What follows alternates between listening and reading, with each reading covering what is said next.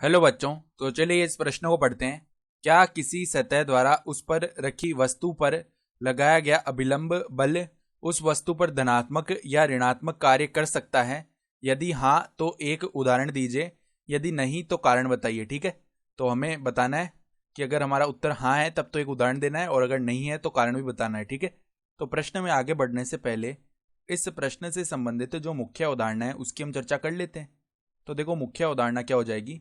कार्य जो है, किया गया कार्य वो किसके बराबर होता है? बल यानी कि F गुणा में विस्थापन गुणा में बल, और विस्थापन के मध्य का जो कोण है उसका कोस ले लेते हैं, यानी कि कोस थीटा। ठीक है, यानी Fs कोस थीटा ये कार्य का सूत्र होता है। तो अब ध्यान से देखो, हमें बताना है क्या किसी सतह द्वारा उस पर रखी वस्तु पर लगाया गया अभिलंब बल उस सतह पर धनात्मक या ऋणात्मक कार्य कर सकता है। तो इसके लिए देखो, इसका उत्तर हाँ होगा, और वो हाँ हम कैसे लाएंगे वो देख लेते हैं उदाहरण के द्वारा। कैसा उदाहरण? मान लो एक लिफ्ट है, इसका सबसे अच्छा उदाहरण एक लिफ्ट ही होगी। लिफ्ट पर मान लो इस प्रकार से एक एम द्रव्यमान का क्या ब्लॉक रखा हुआ है। ठीक है, तो इस ब्लॉक पर ये जो लिफ्ट है ये ऊपर की तरफ एक अभिलंबीय बल लगा रही होगी। ठीक है, और नीचे की तरफ mg लगेगा। सही है, तो अब मान लो t समय में ये जो लिफ्ट है ये d दूरी चल लेती है।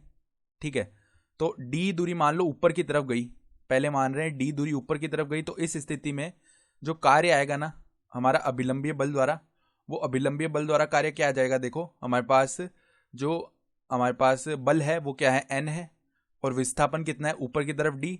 अब देखो, बल भी ऊपर की तरफ है, विस्थापन भी ऊपर की तरफ है, दोनों के बीच कोण 0 डिग्री हो गया ना, तो कोस 0 डिग्री ये मान बनेगा। तो ये मान किसके बराबर आ जाएगा? हमारा एन डी, और कॉस 0 डिग्री का मान 1 होता है, फिर एन का मान रख लेते हैं mg, तो mgd ये आ गया। तो ये तो क्या हो गया? धनात्मक कार्य। ठीक है, क्योंकि m धनात्मक होगा, g भी धनात्मक होगा और d भी धनात्मक होगा, तो ये पूरी राशि धनात्मक ही आई। फिर देखो, दूसरी स्थिति में बात कर लेते हैं कि मान लो लिफ्ट आ रही है नीचे की तरफ d दूरी।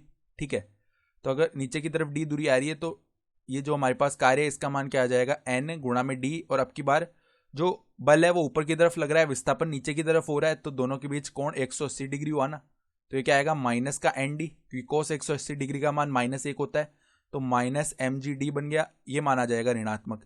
तो हमें क्या पूछा था कि उस वस्तु पर धनात्मक या ऋणात्मक कार्य कर सकता है या नहीं कर सकता, तो हम बोल देंगे हाँ बिल्कुल कर सकता है, और उसका जो उदाहरण है वो उदाहरण भी हमने दे दिया है। ठीक है, तो ये हमारा उत्तर आ जाएगा। हाँ, हमारा उत्तर आ गया और उदाहरण हमने दे दिया है। ठीक है, तो आशा करता हूं कि आपको ये प्रश्न समझ में आया होगा। धन्यवाद।